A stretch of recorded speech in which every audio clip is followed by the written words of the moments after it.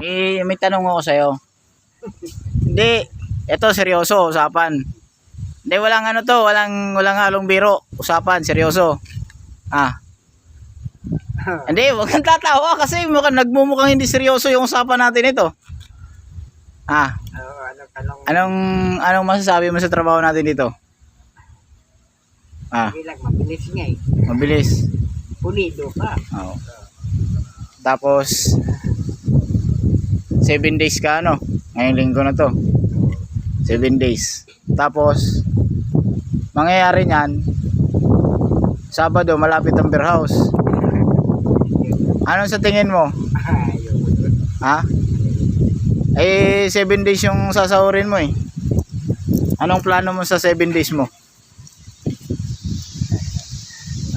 Katabi yung iba.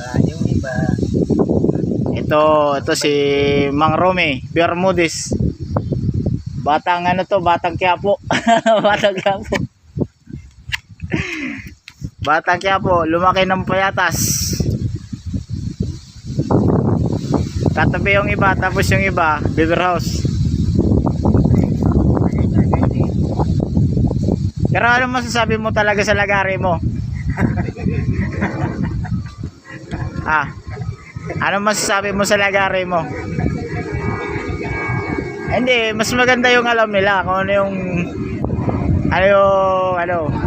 Wala nang pahinga yung lagari.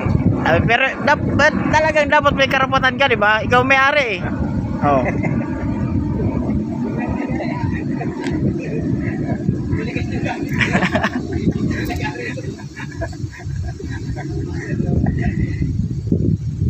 Dapat talaga bumibili sila ng gamit. Oo, talaga gamit. Yung talaga pinakamaganda doon. Siyempre nandito sa construction Hiraman? Hindi. Oo, tama yun. Dapat bumili sila ng sariling gamit nila. Kasi yung lagari mo, napupuruli Oo, tatagambag.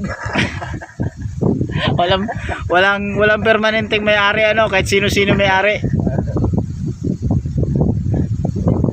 Lagari sana. Tapos hindi pa nagbibigay pangapahasa Oo, wala nga eh. Dapat man lang nagbibigay. Sino-sino ba yung mga gumagamit na lagari mo? Wala raw yan eh.